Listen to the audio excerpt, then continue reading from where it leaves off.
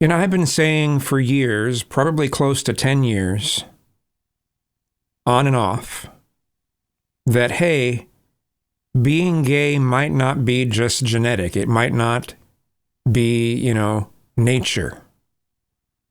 Might be a combination of both nurture and nature. But more recently, I'm starting to think that it's mostly nurture. That nature has, if it has anything to do with it at all, it has very little. And there are people who seem to be under the impression that it's anti-gay to not think that it's completely innate and, that it's not something that you're born with, that you're not born as. That if someone pushes against the message, the Lady Gaga message, born this way, well, then you're anti-gay. And I disagree. There are some valid points that Milo Yiannopoulos made on Tucker Carlson, as well as some invalid points too. Now, Milo, I think, is an anti-gay person.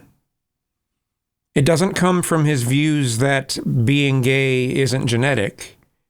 It comes from his religious views, where he thinks that being gay is morally wrong. And that, to me, is anti-gay.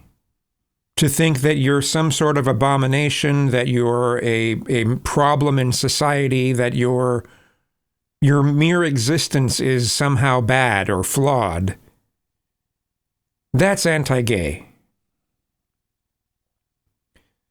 But to bring up some of the things that could have caused someone to be gay is not anti-gay.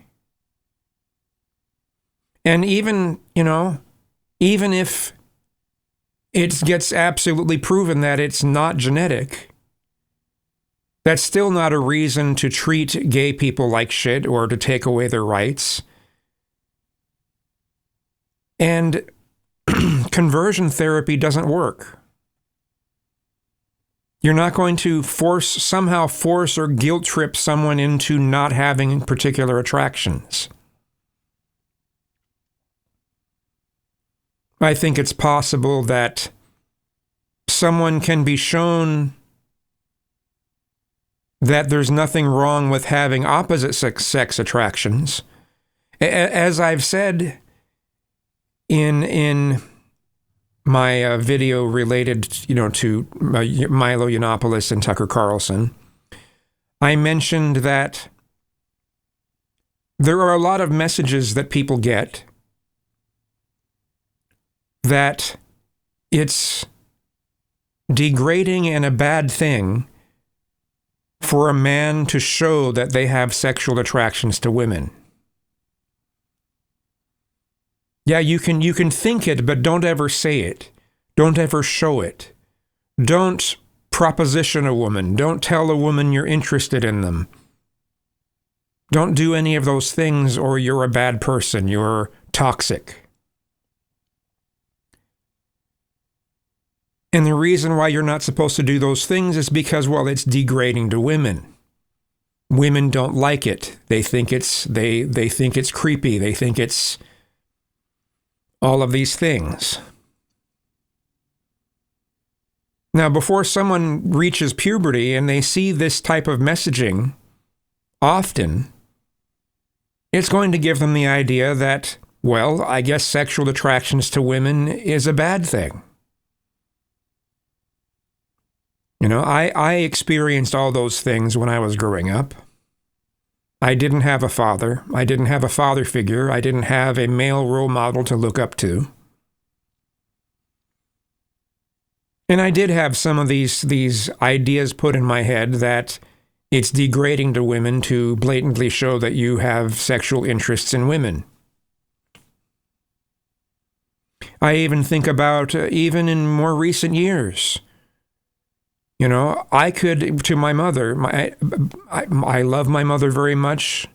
We have a good relationship, but, but even in more recent years, I could talk about men that I'm attracted to. Oh, I like this guy, I like this guy. But if my brother ever mentioned a woman that he's attracted to, my mother would have this shunning kind of tone to it. Oh, don't talk about that. Oh, that's just like it's a bad subject. And this is the case throughout a lot of society. But in my case, there was even more. When I was in Sunday school, this is before I reached puberty, before I started to experience puberty, the Sunday school I went to, there was this one time where they separated the boys from the girls, and then they went on to teach the boys that they read some passage in the Bible about a guy looking at a woman naked under a waterfall. I can't remember where it was. But they talked about that and said how bad it is, how sinful it is to lust after women.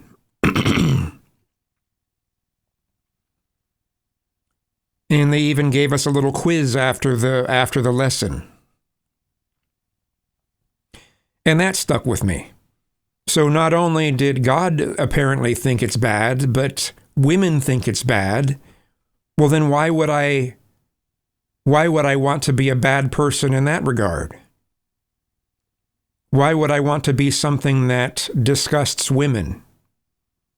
Why would I want to be creepy?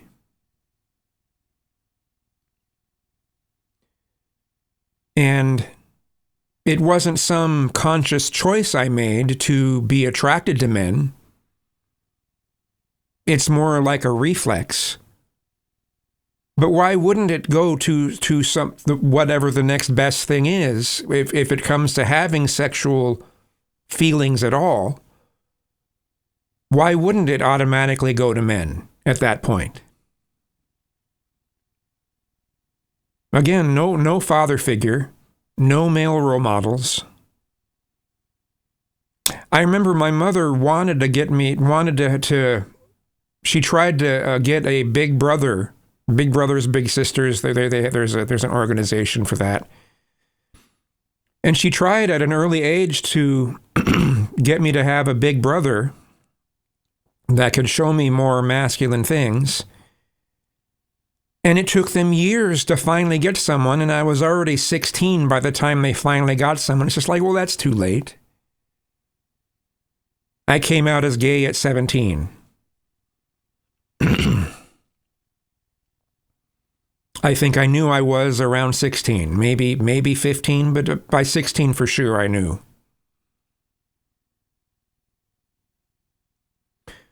But my acknowledging these things doesn't mean I'm a self-hating gay person. It just means that I think about the origins of my being gay, being a homosexual.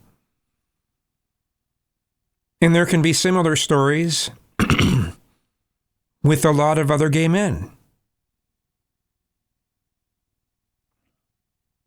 Either no father or an abusive father or sort of a cucked father to some degree.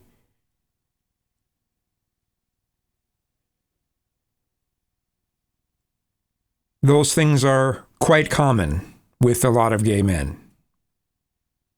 I can't speak for lesbians at all. I don't know enough about them in that regard to make any declarations. But I can about gay men.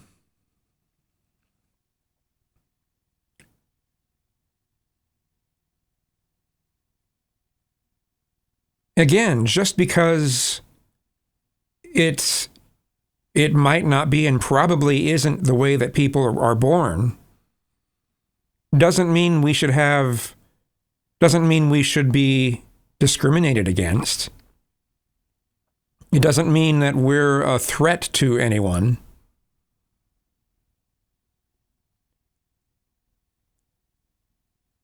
The only The only actual negative thing, really, is the notion that, like I've said before, and it's not negative for some moral reason or anything, but just the notion of, well, we don't have the things that straight men have to worry about, so let's be as promiscuous as we want. And it's just like, well, there's the disease element to that.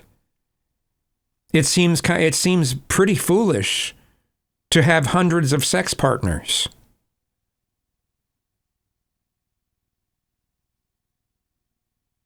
Seems pretty foolish.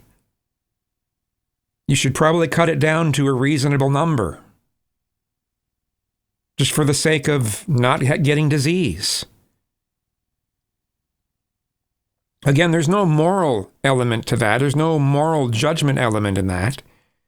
To many Christians and a number of other Abrahamic religious people, there is. They have this view of it. But we should ignore that.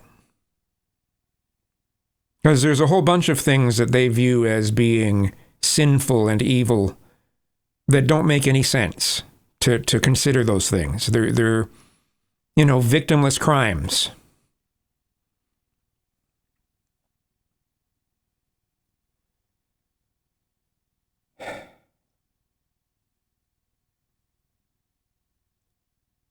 So, if someone has the viewpoint that it's the way, excuse me, I had to clear my throat a lot today. If people have the viewpoint that it's the way that people are born, it's no wonder why those people who believe that want to teach about it in elementary school. Well, if it's innate, it's the way you're born. I mean, you can't influence anyone to be gay or to be anything else at an early age. And it's just like, well, that might not be true.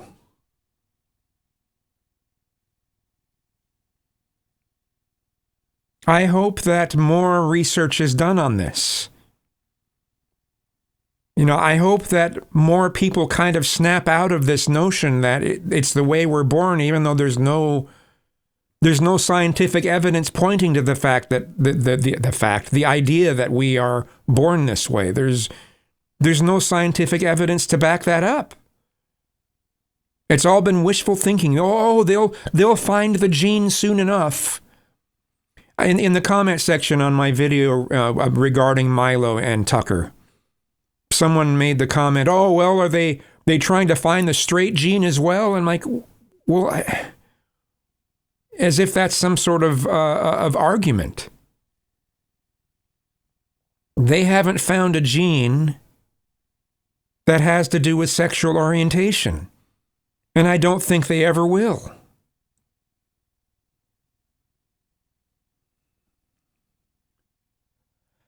I'm going to leave a link to a couple videos in the description bar that talk about some of this a bit more. One of them is from a channel called Disaffected.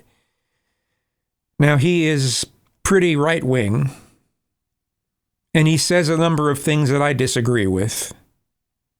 Takes a lot of stances I disagree with, but he also says some very true things, which is why I watch him. And he made a video earlier today, a live stream. Maybe it's a live stream. Maybe it was pre-recorded and he just broadcast it as if it's live, but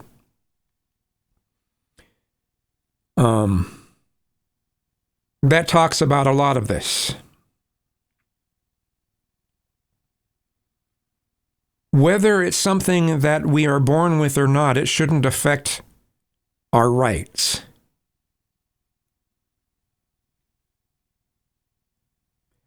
I guess I don't know what more to say, but I just thought it was important to make this video. Just saying.